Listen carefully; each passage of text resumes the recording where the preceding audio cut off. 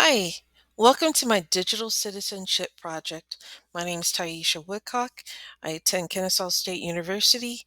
This is for the class ITEC 7455.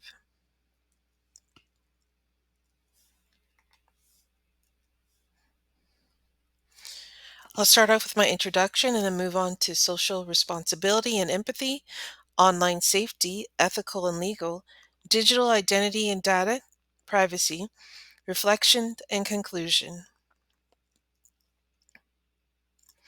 The ITEC 7455 says the purpose of the class is to foster digital citizenship in P through 12 schools and among their students. This course provides candidates with knowledge of digital citizenship and the skills and procedures to design and implement technology, enhance learning that inspires students to positively contribute and responsibly participate while online and beyond. Social responsibility and empathy. So, my first lesson was social responsibility and empathy. I worked with students about rumors. My focus question was, how can rumors affect people? We played the telephone game, read a picture book called Rumor Has It, a very short story called Feathers, and students used feathers, paper feathers, to write positive messages. As an educator, it's important to address rumors in social media. Students often get into a lot of trouble, causing hurt feelings, anger, fights because of things that are posted on social media. Dealing with this topic can be sensitive because people in the class could have been the target of rumors. So I just wanted to tread carefully while teaching this lesson. The telephone game was, of course, a hit. We do have to think about social distancing, so there are different ways that you can play this game, but students had a lot of fun trying to pass messages from the first person to the last person without messing it up. And of course, there are students who did purposely mess the message up. The book, rumor has it, is a picture book, and students may think that they're too old for that, but I know that many of them enjoy looking at the pictures while being read too. The short story Feathers was able to help students see how rumors can easily travel once they start spreading. I had students write positive messages on paper feathers that they could color, and we could post them out on the bulletin board that's right outside of my classroom. Did have to give students some ideas to work with, but many chose their own positive message to write on the feathers. Students were able to make the connections between rumors and how feathers can just travel through the air, just like rumors spreading through a school. The empathy lesson started off with thinking about walking in someone else's shoes.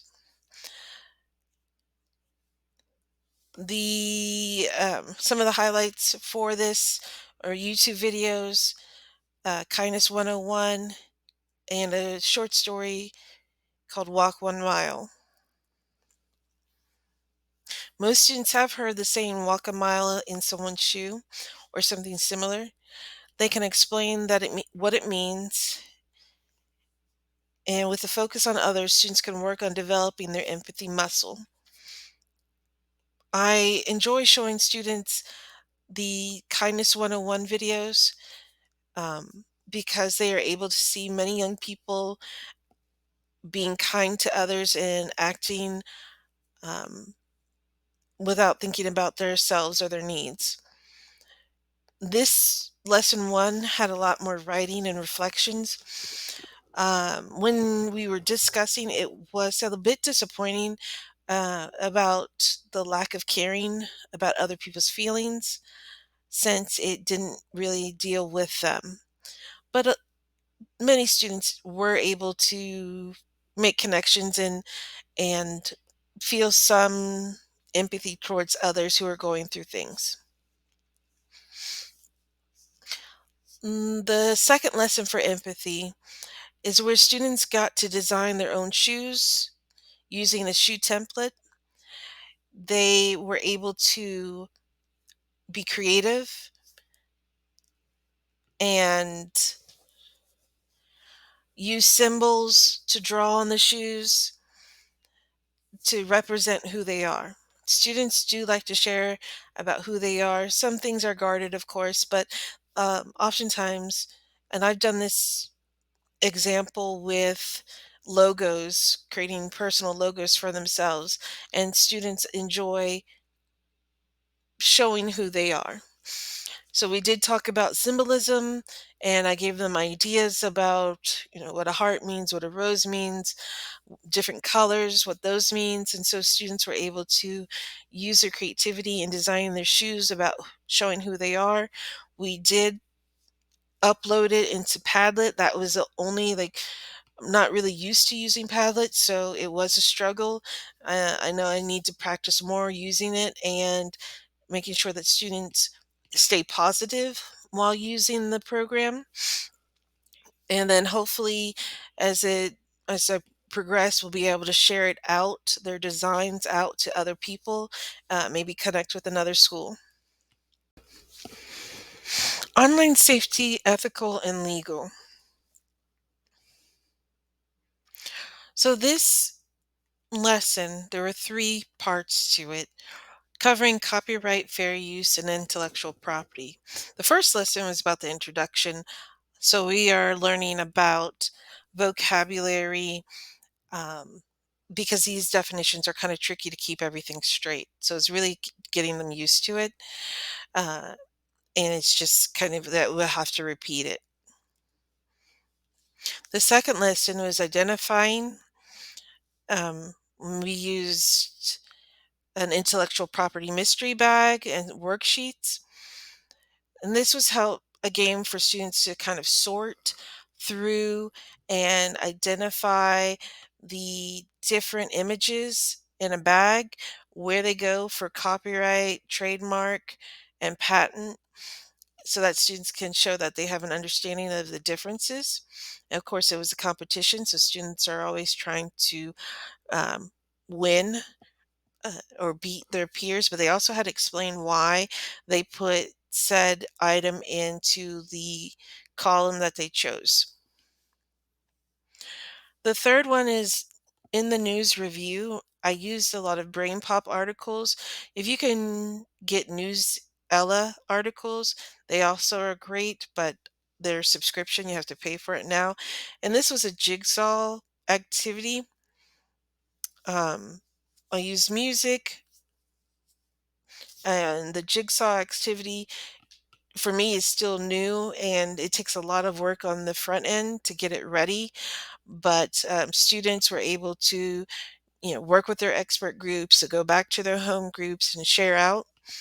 It just takes a lot of walking around and a lot of setting up in the beginning before the class even starts. Digital identity and data privacy. So the first lesson was protect your identity from the bad guys. We watched a few videos that students did take a quiz to see what they knew and how well they did on it. We used mind maps and then a meme generator, or the students are clever, and they really enjoyed making their memes. Some of them were hit or miss, but they use the memes to convey a message about what you shouldn't do or how you'll feel when if you do these things. So too much information was about data privacy and how to know what information to give and when. Again, various videos, a spider map. The main activity was a gallery walk where I picked out about 5 articles and posted them on chart paper. My students are seated at tables and usually groups of 5. And so each table had their own color markers to use, and they would read and go around. And after several minutes, I would make them switch and they would write comments on the chart paper regarding that article or what somebody else commented already. So, my reflection and conclusion. One thing is that diverse learners shouldn't be left behind in these lessons. There are many apps and programs to help with translation. BrainPop is a site that I used a lot, and they do offer a lot of their things in other languages. I have mostly Spanish speaking um, students, so in my ELL program, so a lot of this stuff I can get in Spanish, and if not, there are different ways that you can translate it. My problem and solution, there's just not enough time. There's so much information that students need to get, and there's not enough time to go over these things in a core class.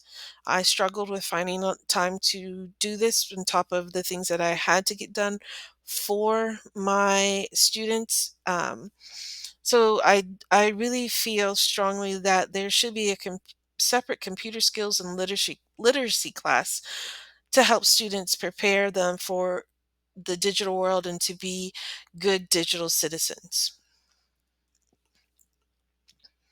I just want to say thank you for looking at my presentation.